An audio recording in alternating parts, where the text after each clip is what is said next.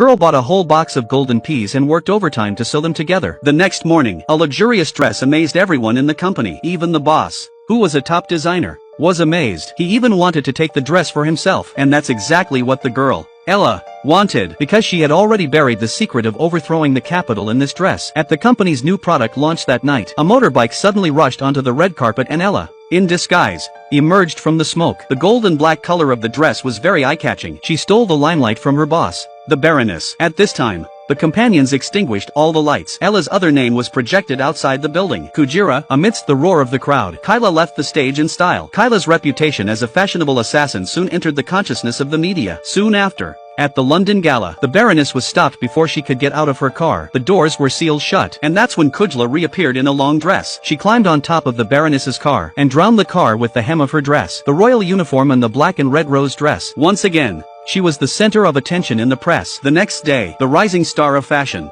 Kyla, was on the front page, but the Baroness could not allow her authority to be challenged. Immediately, she had her people gather information, but the woman who called herself Kujla was nowhere to be found. Even the police couldn't find anything useful. And Kujla, who was still working as a designer at the company, was already working on her next dress. What she doesn't know is that her behavior has attracted the attention of the Baroness. The